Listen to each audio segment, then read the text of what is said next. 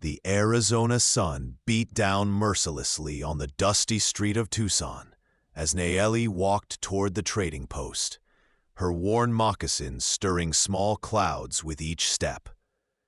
The weight of the silver bracelet on her wrist felt heavier than ever.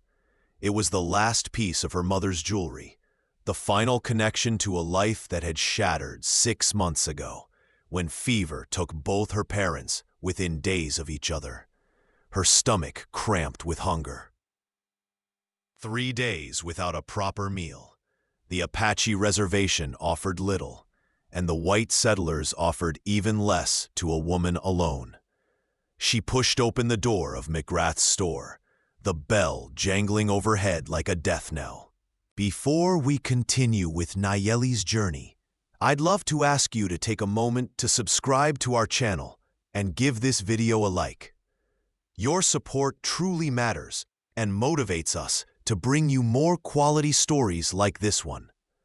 Also, I'm curious, where are you listening from today?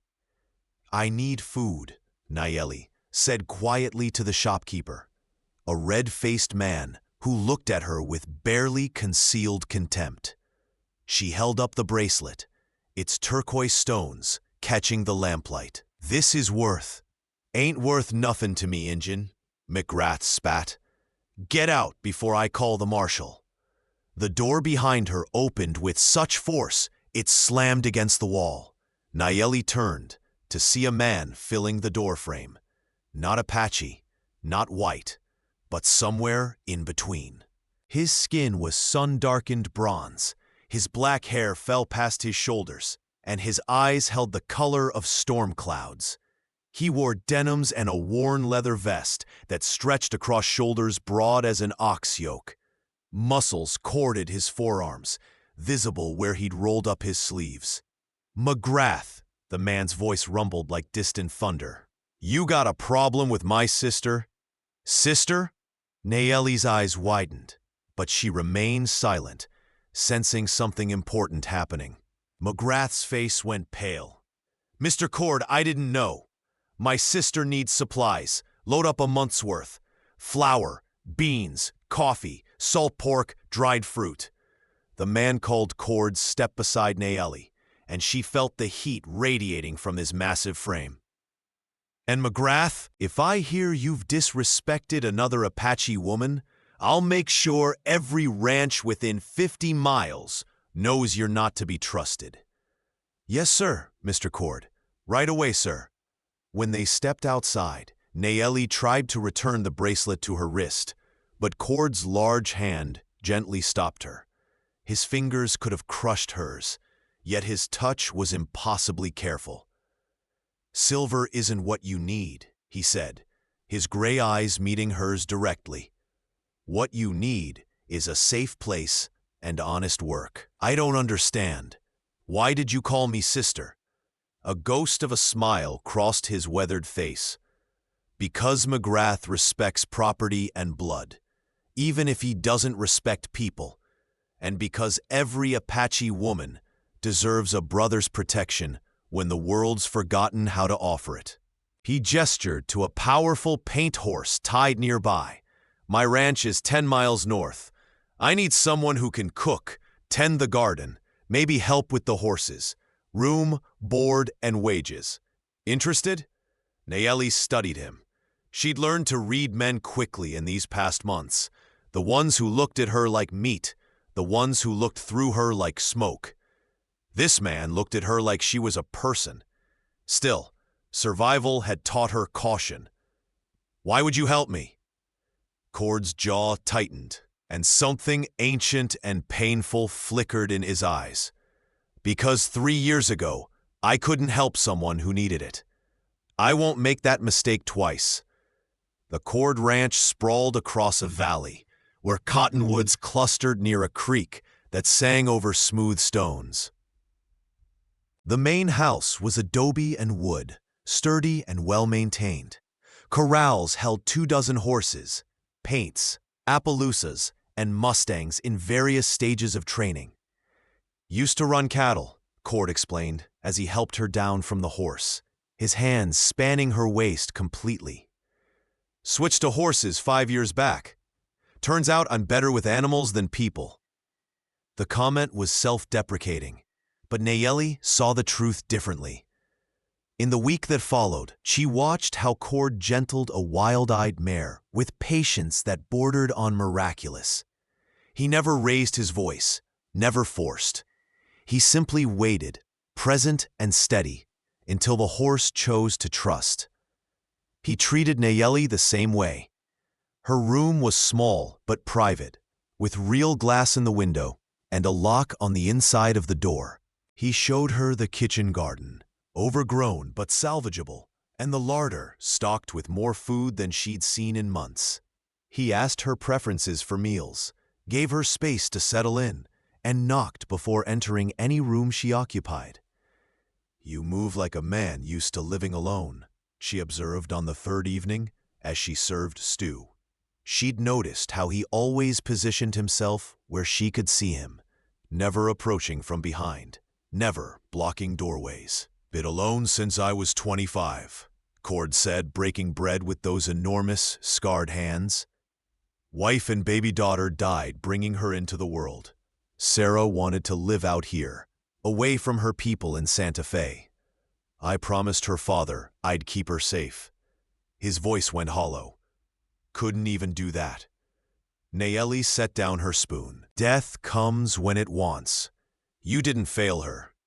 Tell that to the man who stares back from the mirror every morning." He met her eyes. "Your parents? Fever. Last winter. I was gathering herbs in the mountains when it swept through our camp. By the time I returned, she didn't finish. Didn't need to." They sat in shared silence, two people carrying ghosts. The work was hard, but satisfying. Nayeli's hands, soft from months of desperate idleness, toughened again as she worked the garden. Corn, beans, squash, the three sisters of her people, began to thrive under her care.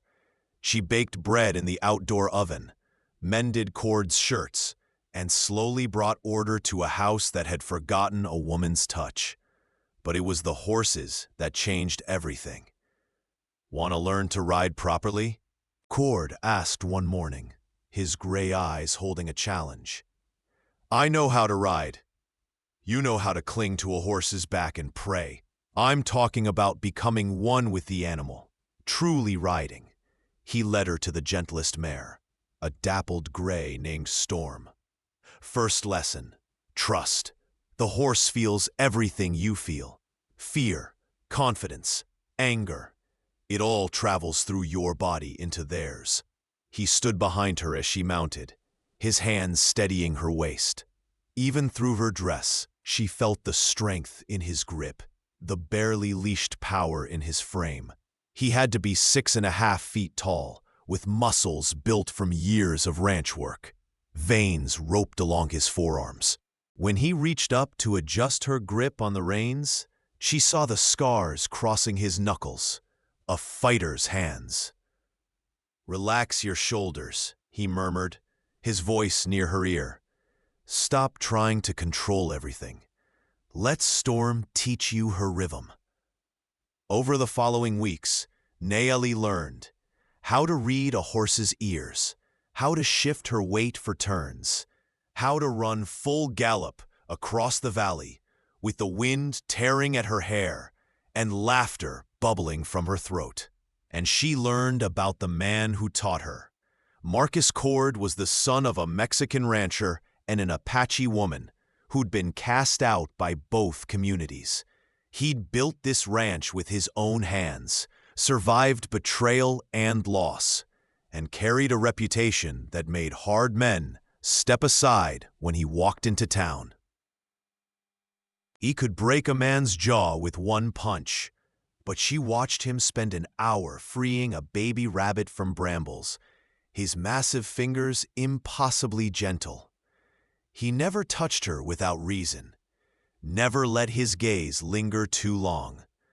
But sometimes, she'd catch him watching her work in the garden, something like wonder crossing his weathered face. And sometimes, when they sat on the porch after supper, Their shoulders would nearly touch, and the space between them would hum with possibility. One evening, as the sky turned orange and purple, Nayeli worked up the courage to ask what had been haunting her. "Why haven't you remarried? Surely women have wanted." "A man like me?"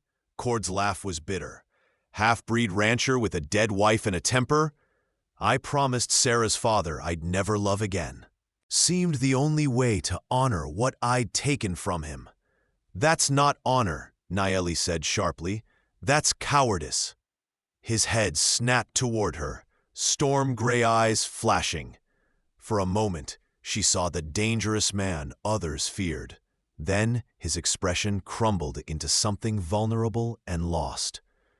"Maybe you're right.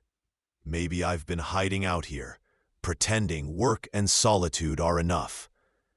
He stood abruptly, his massive frame blocking the sunset. "What starting over means risking everything again, and I don't know if I'm strong enough for that." The trouble came on a Wednesday. Nayeli was returning from the creek with water buckets when she heard horses approaching fast. 3 riders crested the hill, rough men with cruel eyes and guns on their hips. The leader's face made her blood freeze. Garrett Sloan, the man her father had promised her to before his death. A promise she'd fled rather than honor. A whiskey trader who'd beaten his first wife to death and gotten away with it, because white law didn't care about Apache women. "There you are, little bird," Sloan called out, his smile showing tobacco-stained teeth. "Been searching 6 months for you. Time to come home and honor your daddy's word." Nayeli dropped the buckets and ran for the house. She made it to the porch before rough hands grabbed her arm, spinning her around. Sloan's breath reeked of liquor. "Your daddy took my money. You're bought and paid for." "My father's debts died with him," Nayeli spat, struggling against his grip. His fingers dug into her flesh, hard enough to bruise. "The law says different. Indian promises are binding." "The lady said no." Cord's voice came from the barn, low and deadly. He walked toward them with the lazy confidence of a man who knew exactly how dangerous he was. In his hand hung a rope, coiled and ready. His gray eyes had gone the color of gunmetal. "This ain't your concern, Breed," Sloan snarled, but his grip on Nayeli loosened slightly. "You're on my land, threatening my employee. That makes it my concern." Cord stopped 15 feet away, close enough to be heard clearly, far enough to have room to move. "Let her go and ride out. Final warning." One of Sloan's men reached for his gun. He never cleared leather. Cord's rope flew like a living thing, wrapping around the man's wrist and yanking him from his saddle. He hit the ground hard, his gun flying into the dust. The second hired gun managed to draw, but Cord was already moving, faster than any man his size should move. He covered the distance in 3 strides, grabbed the gun hand, and twisted. The sickening crack of breaking bone echoed across the yard. Sloan shoved Nayeli aside and drew his own weapon, but she was already moving. Her foot swept his legs from under him, a move her father had taught her as a girl, and she came down on his gun arm with both knees. His shot went wild, and then Cord was there, lifting Sloan by the throat with one hand. "She's not property," Cord said, his voice eerily calm. "She's a person with rights, with choices, and her choice is to stay here, under my protection." "You can't," Sloan joked. "I can and I will." Cord's grip tightened. "Arizona territory's changing. The old ways are dying. You come back here, you threaten her again, and I'll make sure every lawman from here to Santa Fe knows what you did to your first wife. I've got witness statements locked in a safe deposit box in Tucson. They tell a story that'll see you hanged. It was a bluff. It had to be. But Sloane's face went pale. Cord dropped him in the dust. Get off my land. Don't come back. They rode out, Sloane cradling his throat, his men supporting their injured companion. Nayeli watched them disappear over the ridge, her heart hammering, her hands shaking, with delayed fear and sudden, overwhelming relief. When she turned, Cord was checking the rope for damage, his face unreadable. "Thank you," she breathed. "Don't thank me for doing what any decent person should do." But his hands were shaking too, she realized. The rope trembled in his grip. "Marcus." She used his first name for the first time. "Look at me." He raised those storm-gray eyes, and she saw the fear there, not of Sloane, but of what he'd almost lost, of the violence he'd committed to protect her, of the feelings he could no longer deny. "I'm not Sarah," Nayeli said gently, "and you're not responsible for deaths that weren't yours to prevent. I know that here." He tapped his head. "But knowing and believing are different things." She closed the distance between them, standing so close she had to tilt her head back to meet his gaze. Her hand rested on his chest, feeling the hammer of his heart through the fabric. "Then maybe," she whispered, "it's time to learn." The weeks following Sloane's attack settled into a rhythm that felt both comfortable and charged with unspoken possibility. Nayeli found herself watching Marcus more often. The way his muscles flexed as he worked with the horses, how his rare smiles transformed his entire face, the gentleness in those massive hands when he touched anything living. And she caught him watching her too. His storm-gray eyes would follow her movements in the garden, linger on her face during meals, track her across the yard with an intensity that made her breath catch. The fear was still there, hovering between them like morning mist. One afternoon, as Nayeli hung laundry to dry, she heard shouting from the north pasture. She dropped the sheet and ran, arriving to find Marcus backing away from a massive longhorn bull that had broken through the fence. The animal's horns spanned wider than a man's arms, and its eyes rolled with rage. Marcus held a rope, trying to keep the bull's attention on him, while two ranch hands worked to repair the fence behind the animal. But the bull charged, and Marcus had nowhere to go except backward, toward the creek embankment. "Marcus!" Nayeli screamed. He turned at her voice, distracted for just a heartbeat. The bull's horn caught his side, lifting him off his feet and tossing him like a rag doll. He landed hard near the creek, rolling with the impact but not getting up. Nayeli didn't remember running. She only knew she was suddenly there, standing between the bull and Marcus's prone form, her arms spread wide. The animal pawed the ground, ready to charge again. "Easy," she said in Apache, her voice steady despite her hammering heart. "Easy, grandfather. Your anger is not with us." The bull's ears twitched. She continued speaking in the old language, the words her father had used to calm animals, weaving in respect and understanding. Slowly, impossibly, the bull's rage seemed to ebb. One of the ranch hands managed to loop a rope around its horns, and they led the animal back to the pasture. Nayeli dropped to her knees beside Marcus. Blood soaked his shirt along his left side, spreading fast. His eyes were open, but glazed with pain. "You crazy woman!" he gasped. "Could have been killed." "You're one to talk." She pressed her hands to the wound, trying to stem the bleeding. "Help! Someone ride for the doctor!" They carried him to the house, laying him on his bed. The wound was deep but clean. The horn had gouged along his ribs rather than punching through. Nayeli cleaned it with whiskey, while Marcus gritted his teeth against the pain. "Doc won't be here for hours," one of the ranch hands said. "Should I?" "I can handle it," Nayeli said firmly. My mother taught me to sew flesh. Leave us. I'll call if I need help."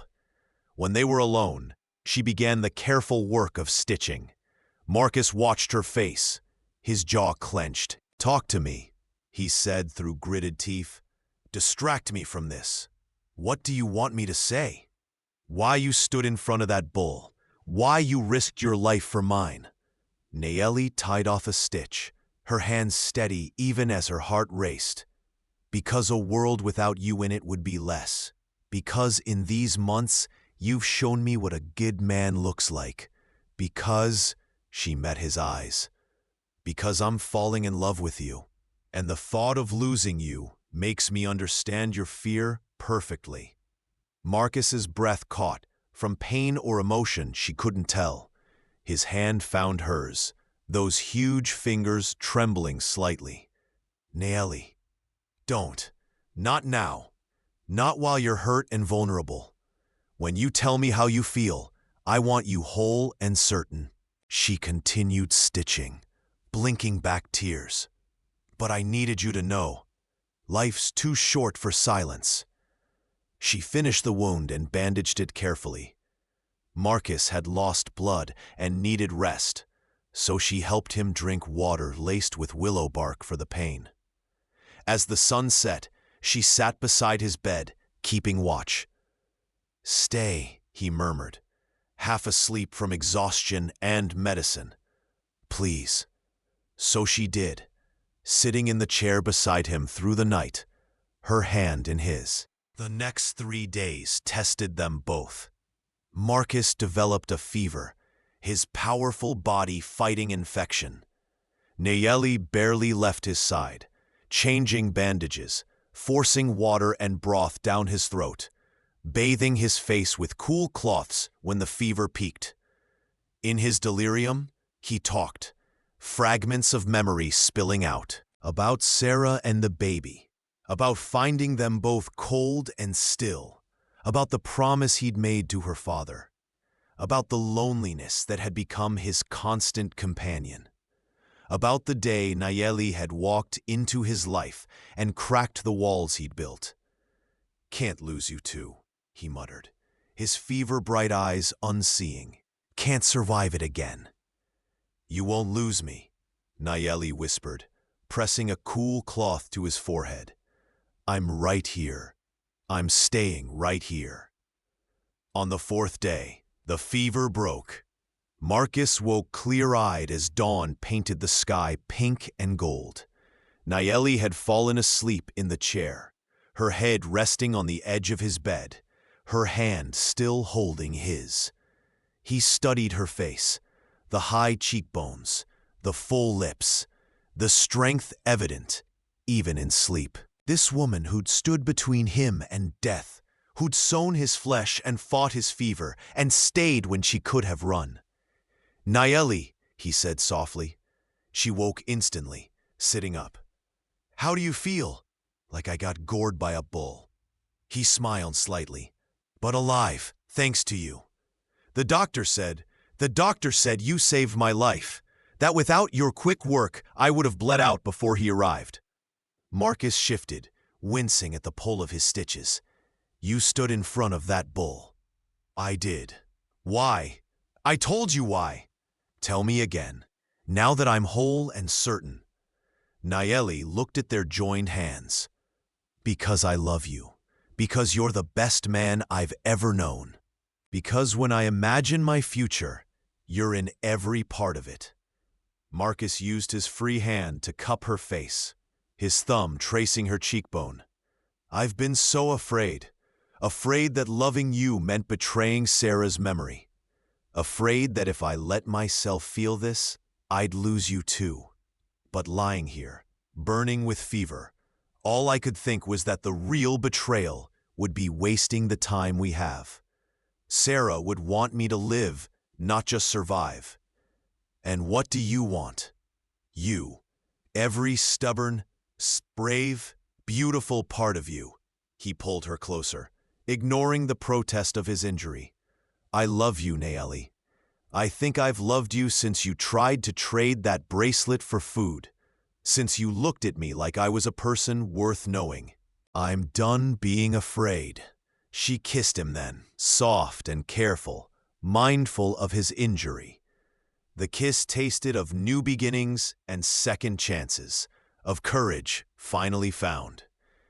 "When I'm healed," Marcus murmured against her lips, "I'm riding to Tucson, getting my mother's ring from the safe box. And then I'm going to ask you properly." "You could ask me now." "No. You deserve everything done right. Courting and respect, and a proposal that's not given from a sickbed." His gray eyes held hers. "You deserve to be cherished, not rushed." So they waited, and the waiting was sweet. As Marcus healed, they began courting properly. Evening walks along the creek, shared meals where their knees touched under the table, conversations that stretched late into the night. He taught her to shoot, his body pressed behind hers as he adjusted her aim, his breath warm against her ear. She taught him Apache songs, her voice soft in the twilight, and watched his eyes close in appreciation. The ranch hands noticed, of course. They grinned and made themselves scarce in the evenings, giving the couple privacy. The horses seemed to approve, too, Storm nickering softly whenever Nayeli approached, with Marcus beside her. But the peace couldn't last forever. The summer storms came in late July, turning the creek into a roaring torrent and the sky into a canvas of lightning. Nayeli sat on the porch, watching nature's violence with appreciation. Beside her, Cord whittled a piece of wood, his knife moving with practiced precision. "What are you making?" she asked. "Hairpin. Thought you might like one." He held up the half-formed piece. "Your mother's bracelet made me think about it. How sometimes the smallest things carry the most meaning." Her breath caught. It was a courting gesture, unmistakable and deliberate. "Marcus, Thunder cracked so close the porch shook. The horses in the near corral screamed, panicking. Cord was up and running before Nayeli could finish her sentence. She followed, pulling her shawl over her head against the rain. The gate had blown open. 3 horses were already out, racing toward the flooded creek. Cord vaulted the fence and ran after them, shouting commands that were lost in the storm. Nayeli ran for Storm's stall, grabbing bridle and saddle with practiced speed. By the time she reached the creek, Cord had 2 horses roped and secured, but the third, a young stallion named Thunder, had waded too far into the current. The water was rising fast, debris tumbling in the muddy flow. The stallion screamed, losing its footing. Cord plunged in without hesitation. Nayeli watched in horror as the current caught him, dragging him toward a tangle of fallen cottonwoods. His head went under, came up, went under again. The rope attached to Thunder went slack. She didn't think. She urged Storm into the water, angling upstream, using the mare's strength and the current's flow to position herself above Cord. When his head broke the surface again, she leaned down, extending her arm. "Grab on!" His hand found hers, those huge, scarred fingers locked around her wrist. She pulled with everything she had, feeling Storm brace against the current, and suddenly they were moving toward the bank. Cord found his footing in the shallows, dragging himself up the muddy slope with Nayeli's help. They collapsed together on solid ground, gasping. Thunder had found his own way out and stood dripping nearby, looking offended by the whole experience. "You crazy woman," Cord gasped, rolling to face her. "You could have drowned." "So could you." Nayeli pushed wet hair from her face. "What were you thinking?" "I was thinking I couldn't lose another soul to this land." His hand came up, trembling, to cup her cheek. "Especially not yours." The rain poured over them both, Lightning painted the sky white. And in that moment of violence and beauty, Nayeli saw past the walls he built, down to the man beneath, scarred, afraid, desperate to love, but terrified of the cost. "Go slow," he whispered, his thumb tracing her cheekbone. "I'm scared." Nayeli smiled, taking his massive hand in both of hers and pressing it to her heart so he could feel its steady rhythm. She thought of her mother's teachings, of the wisdom passed down through generations of Apache women who'd survived everything the world threw at them. "Then let the earth show you how," she said softly. "It breaks and floods and burns, but it always heals, always grows again. Love isn't about protecting yourself from loss, Marcus. It's about having the courage to grow despite it." His eyes searched hers, storm gray meeting earth brown. Then his free hand slid into her wet hair, and he pulled her close with a tenderness that belied his strength. His kiss tasted of rain and need, and 3 years of loneliness finally finding its end. When they finally pulled apart, both breathless, Cord rested his forehead against hers. "I don't know how to do this," he admitted. "Neither do I. We'll learn together." They spent that night in separate rooms, as propriety demanded. But something fundamental had shifted. Marcus built up the fire in the main room, and they sat wrapped in blankets, watching the flames dance while the storm raged outside. "Tell me about her," Nayeli said softly. "About Sarah. I need to know the woman who loved you first." Marcus was quiet for so long, she thought he might refuse. Then he began to speak.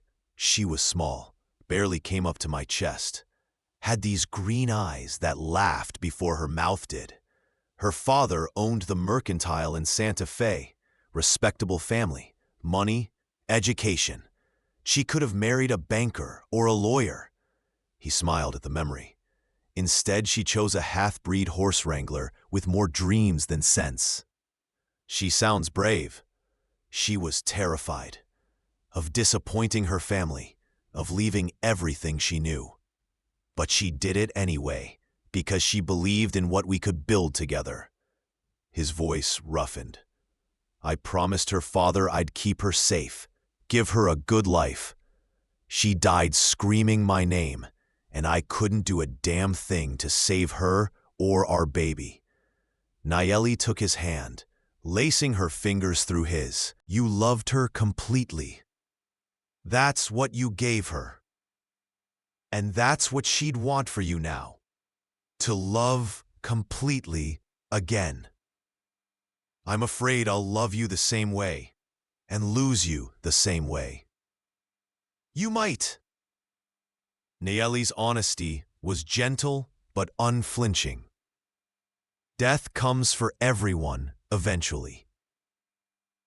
But Marcus, living in fear of loss, isn't living at all. It's just existing, waiting for the pain that might never come. My mother used to say that love is like planting corn. You put the seed in the earth, not knowing if drought or flood will destroy it. But you plant anyway, because the harvest is worth the risk. Marcus pulled her closer, and she rested her head against his massive shoulder. They sat like that until dawn, learning the shape of each other, practicing the intimacy of simple presence. The next morning brought unexpected visitors. Nayeli was gathering eggs when she heard horses approaching, not the hard gallop of trouble, but the measured pace of travelers. She shaded her eyes and saw 3 riders cresting the hill, an older Apache man with silver in his long braids, and 2 younger warriors flanking him.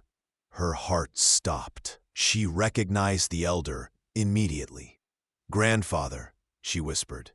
Marcus emerged from the barn, his posture instantly alert. But Nayeli touched his arm gently. "It's all right. That's Nantai, my mother's father. I haven't seen him since the fever took my parents." They walked forward to greet the visitors properly. Nantai dismounted slowly, his weathered face unreadable as he studied Marcus from head to toe. The warriors remained mounted, hands resting casually near their weapons. "Granddaughter," Nantai said in Apache, "you are well." "I am well, grandfather. This is Marcus Cord. He gave me work and safety when I had neither." "I know who he is. Son of Teresa Cord, who was cast out by her people for loving a Mexican. Son of Ricardo Cord, who died defending Apache hunting grounds from claim jumpers." Nantai's dark eyes fixed on Marcus. "You speak our language?" "Some." Marcus replied in careful Apache. "My mother taught me before she died." "Good. Then you understand when I say that my granddaughter is precious to me. She is all that remains of my daughter's blood. The fever took so many, and I could not find Nayeli after. I thought perhaps she too had died." His voice cracked slightly. "When I heard she lived and worked for a rancher, I came to see with my own eyes. She is safe here," Marcus said. "She has work, wages, respect. No one harms her under my protection." "Protection." Nantai's mouth quirked. "Is that what you call it? My granddaughter sleeps under your roof, cooks your food, tends your land. And you expect me to believe there is only respect between you?" Nayeli felt her cheeks burn. But Marcus met the old man's gaze steadily. "I love your granddaughter. I intend to marry her, with her consent and yours if you'll grant it.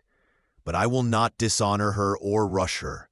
She deserves a proper courtship, a proper proposal, and the time to be certain of her choice." Nantai studied him for a long moment. "You have the scars of a fighter and the eyes of a man who has known loss. Why should I give my blessing to a union that might bring my granddaughter more pain? Because I can't promise there won't be pain. Life guarantees that. But I can promise I'll face it beside her, not hide from it. I can promise I'll honor her strength instead of trying to diminish it. And I can promise that whatever time we have together, I'll spend it making sure she knows she's cherished." Marcus paused. "Your daughter married for love and was cast out. Nayeli has told me the story. Would you deny her the same choice her mother made?" Something shifted in Nantai's expression. Not quite approval, but perhaps the beginning of respect. "You know our ways?" "Some. I'm willing to learn more." "Then I will stay 3 days. Watch how you treat her. See if your words match your actions." Nantai glanced at his granddaughter. "If after 3 days she wishes to stay, and you still wish to marry her, we will talk of bride price and ceremony." The next 3 days were both wonderful and terrible. Wonderful because Nayeli had family again. Because she could speak Apache freely and share stories of her parents with someone who remembered them. Terrible because Nantai watched everything with the sharp eyes of a hawk, noting every interaction between Nayeli and Marcus. Marcus was careful to maintain proper distance. No casual touches, no private moments that might seem inappropriate. But Nayeli caught her grandfather's small smile when Marcus automatically served her food before himself, when he listened to her opinions about the horses and actually followed her advice, when he insisted she take the more comfortable chair by the evening fire. On the second night, Nantai asked Marcus to walk with him. Nayeli watched them disappear into the twilight. Her stomach nodded with worry. "Your grandfather is testing him," one of the warriors said. His name was Daklugi, and he was a cousin Naeli barely remembered. Asking the hard questions, seeing if the white man's resolve cracks. Marcus is only half white, Naeli said quietly, and his resolve doesn't crack. We shall see. When the men returned an hour later, Marcus's jaw was tight, but his eyes were clear. Nantai looked thoughtful. Neither spoke of what had been discussed. On the third morning, Nantai asked to see the ranch. Marcus showed him everything.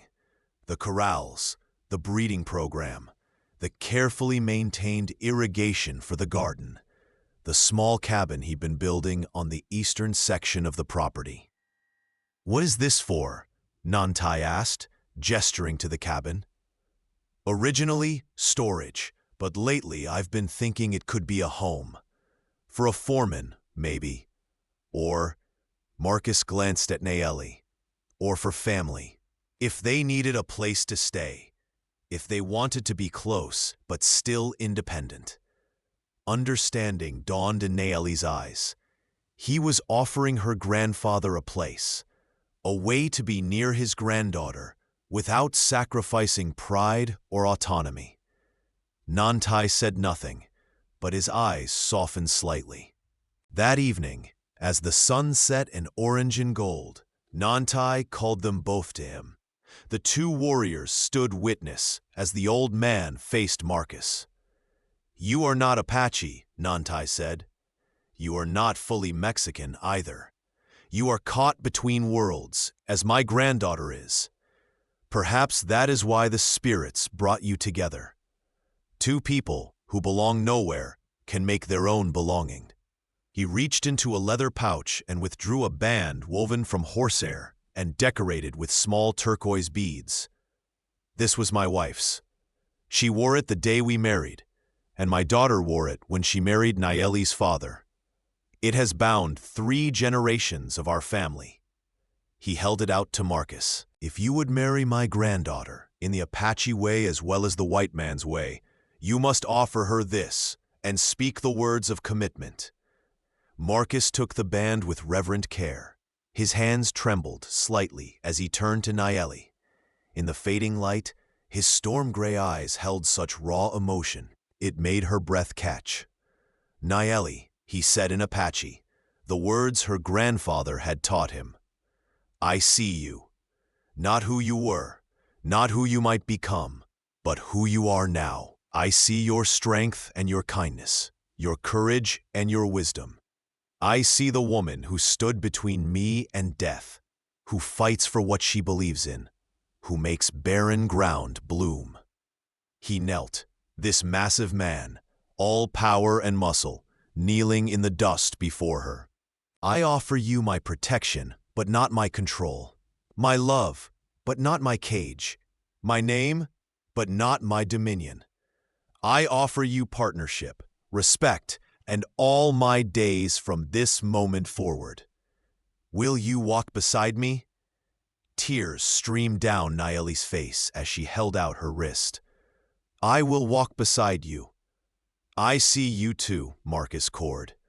I see the man who offers safety without demanding weakness in return, who bears his scars with honor, who loves deeply enough to risk the pain of loss. Her voice strengthened. I accept your protection and offer mine.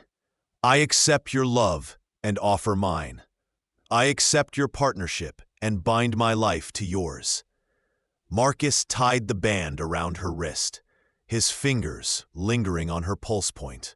Then he stood and pulled her into his arms, holding her like she was more precious than gold. Nantai nodded, satisfied. 3 moons from now, when the autumn harvest is complete, we will hold the ceremony properly. My granddaughter should be married among her people, with the proper rituals and witnesses. He looked at Marcus. But until then, she wears the promise band. All who see it will know she is spoken for. The old man and the warriors left the next morning. But before mounting his horse, Nantai drew Naeli aside. You chose well, granddaughter. That man carries pain, but he does not let it make him cruel. He will stumble, all men do, but he will rise again. And more importantly, he sees you as an equal, not a possession. He touched her cheek gently. Your mother would be proud. As they rode away, Marcus came to stand beside Nayeli. 3 months, he said. Seems like forever. It will go quickly. There's much to prepare. A wedding in the Apache way requires many things. And we must tell your friends. Get the house ready. Finish that cabin for my grandfather. She smiled up at him. Besides, the waiting makes the having sweeter. Wise woman. He kissed her forehead. Though I may not survive 3 months of wanting you this badly and maintaining respectability. She laughed, the sound bright and free. Then we'd better keep busy. They did keep busy. Marcus threw himself into finishing the cabin, working from dawn until dusk. Nayeli began preparing for the ceremony, gathering herbs and sage for the blessing, sewing a traditional dress with help from Apache women who traveled from the reservation to assist, learning the songs and prayers her mother would have taught her. But they also stole moments together. Evening rides along the ridge where they could talk freely, sitting close by the fire while Nayeli taught Marcus more Apache words and songs. The way his hand would find the small of her back as he passed behind her in the kitchen.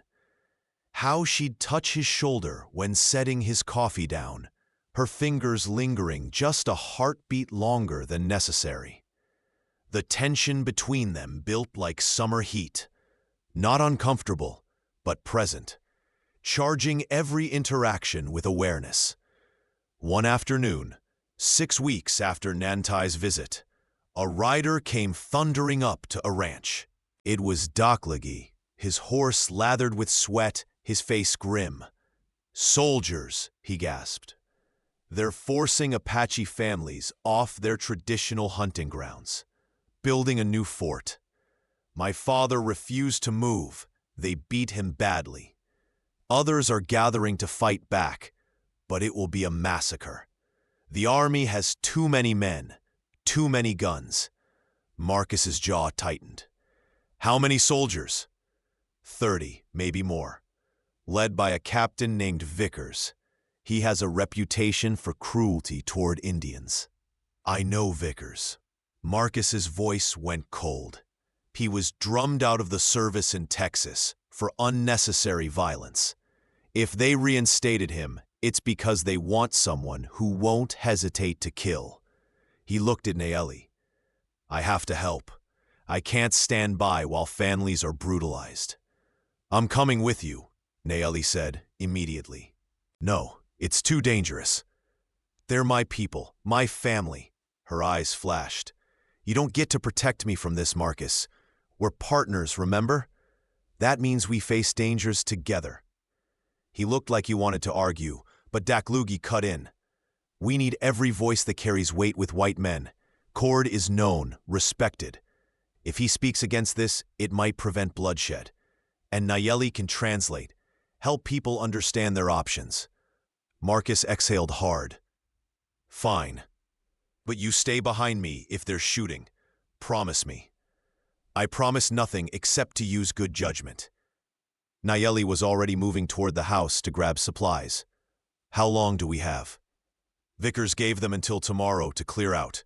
After that, he's burning everything and arresting anyone who resists." They rode hard through the afternoon, reaching the disputed ground as the sun lowered toward the horizon. 30 or more Apache families had gathered, men, women, children, elders. Some looked defiant, others terrified. Across the clearing, soldiers in blue uniforms stood in formation, rifles ready. Captain Vickers was exactly as Marcus remembered, a thick-necked man with cold eyes and a cruel mouth. He sneered as Marcus dismounted. Well, if it isn't the Breed Rancher. Come to play Indian savior? Come to prevent murder, Marcus said evenly. These families have rights to this land going back generations. The Treaty of 1874 was voided last year. Didn't you hear? Washington decided they need this land for the fort. The Indians have to move to the designated reservation areas. The reservation can't support the families already there. You're condemning these people to starvation. Vickers shrugged. Not my problem. I have orders. These people leave by sundown tomorrow, or we remove them by force. And if they don't survive the removal? That's their choice, isn't it? Vickers' smile was ugly. Now get out of my way, Cord, or I'll assume you're aiding hostiles and arrest you too. Marcus didn't move. Behind him, Nayeli translated rapidly for those who didn't speak English. Angry murmurs rippled through the Apache families. Several young warriors reached for weapons. Don't, Marcus said in Apache, loud enough for all to hear. That's what he wants, an excuse for massacre. So we do nothing? One warrior shouted. Let them steal our land and starve our children? No, we fight smart. Marcus raised his voice, addressing both groups. Captain Vickers, I'm riding to Tucson tonight. I'm wiring every newspaper from here to Washington about what's happening. I'm contacting the territorial governor and the Bureau of Indian Affairs. This land grab violates multiple treaties, and you know it. Threats don't scare me, Breed. Not threats. Facts. See, the problem is you're not the only one with connections. Sarah's father, my late wife's father, sits on the Territorial Council, and he owes me. I've never called in that debt, but I'm calling it now. Marcus's smile was cold. By tomorrow afternoon, you'll have officials from Tucson here asking questions. If any of these families are harmed or displaced before then, you'll be the one facing charges. Vickers's confidence wavered. You're bluffing. Try me. I've got nothing to lose, and everything to fight for. Marcus gestured to Nayeli. This woman is my fiancée. These are her people, which makes them my people. You think I won't burn down heaven and hell to protect them? The standoff stretched, taut as a bowstring. Finally, Vickers spat in the dirt. You've got 24 hours. If your officials don't show, we proceed as planned. Fair enough. Marcus rode through the night, pushing his horse hard to reach Tucson. He set wires, called in favors, invoked Sarah's father's name and the memory of the wife he'd lost. He made noise, made threats, made promises he wasn't sure he could keep. And it worked. By noon the next day, 3 officials arrived at the disputed ground, including Sarah's father, now frail and elderly, but still sharp-eyed and influential. They examined the treaties, interviewed the families, and confirmed what Marcus had claimed. The land seizure was illegal, pushed through by corrupt officials who wanted to sell the land to railroad companies. Vickers was suspended pending investigation. The families were allowed to stay, and Marcus found himself surrounded by grateful Apache warriors who clasped his arms and called him brother.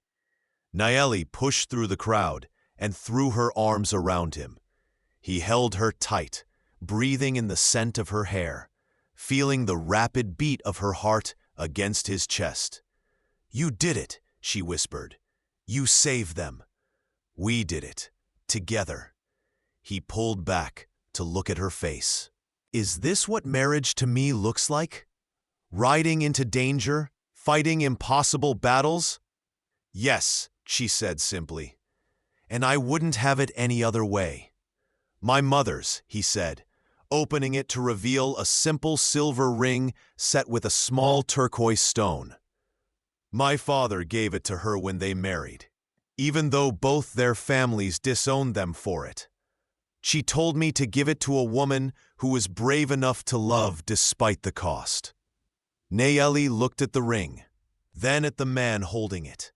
This giant of a man with his scarred hands and wounded heart, offering her everything he had.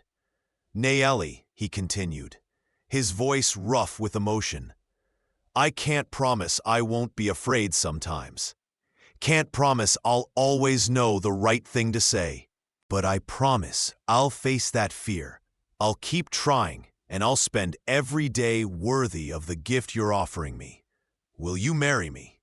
She took the ring, feeling its weight, lighter than her mother's bracelet, but somehow more substantial. Yes, the wedding was small but perfect. Father Delgado rode out from Tucson to perform the ceremony, along with a handful of rancher friends who'd known Cord for years. Nayeli wore a dress of white cotton trimmed with Apache ribbon work, her hair adorned with the wooden pin Marcus had finished carving. They stood beneath the cottonwoods by the creek, where they'd nearly drowned, where they'd found the courage to choose life over fear. When Cord slipped the ring onto her finger, his hands were steady. I see you, he said in Apache, the traditional words his mother had taught him. Not who you were or who you might become, but who you are now, and she is enough. Nayeli smiled, tears tracking down her cheeks. I see you too, the man who saved me not with strength, but with gentleness, who showed me that home isn't a place, it's a person brave enough to grow alongside you. When they kissed as husband and wife, the small gathering cheered. The horses in the nearby corral whinnied their approval. The years that followed were not without struggle. There were hard winters and dry summers, disputes with neighbors who didn't approve of their mixed marriage, and moments when the old fears tried to claw their way back. But they faced it all together. Nayeli expanded the garden until it fed not just them, but several Apache families struggling on the reservation. Cord's Horse Ranch became known throughout the territory for producing the finest trained mounts anywhere. And when the first baby came, a daughter with her father's gray eyes and her mother's earth-brown skin, they named her Sarah Elena, honoring both the past and the future. Marcus proved to be the father he'd feared he couldn't be. Gentle, patient, present. Nayeli watched him teach their daughter to ride, using the same careful touch he'd once used on wild horses and wounded hearts. He was not perfect. He still woke sometimes from nightmares of loss. But he let Nayeli hold him through them, learning slowly that strength wasn't about standing alone. On their 5th anniversary, they sat on the porch, watching the sunset paint the valley gold. Sarah Elena played nearby with wooden horses her father had carved. Storm grazed peacefully in the near pasture, elderly now, but still queenly. Do you ever regret it? Marcus asked, his arm around Nayeli's shoulders. Staying here with me instead of returning to your people? Nayeli laced her fingers through his, those enormous, scarred, impossibly gentle hands. My people are here. You, our daughter, the families who come for food from the garden, the horses we gentle together, this land we tend. She looked up at him, at the face she'd learned to read like the sky, and saw only love looking back. You taught me that love isn't about where you come from. It's about what you build together. Marcus pulled her closer, pressing a kiss to her temple. You saved me, you know, that day in the creek, and every day since. We saved each other. That's what love does. It doesn't rescue. It reminds us we're strong enough to save ourselves. And then it walks beside us while we do. They sat in peaceful silence as the stars emerged one by one. Two people who'd learned that the greatest courage isn't facing down gunmen or floods. It's choosing to love, despite knowing loss is always possible. It's planting gardens in hard soil and believing they'll grow. It's offering your heart to someone and trusting they'll handle it with care. The earth had shown them how, and they had learned. Thank you so much for listening to this story. I'd love to know where you're enjoying this tale from. Are you listening at home, during your commute, or perhaps while working? Please subscribe to the From Wild West channel and share your thoughts in the comments below. What did you think of Nayeli and Marcus's journey? Your feedback means the world to us.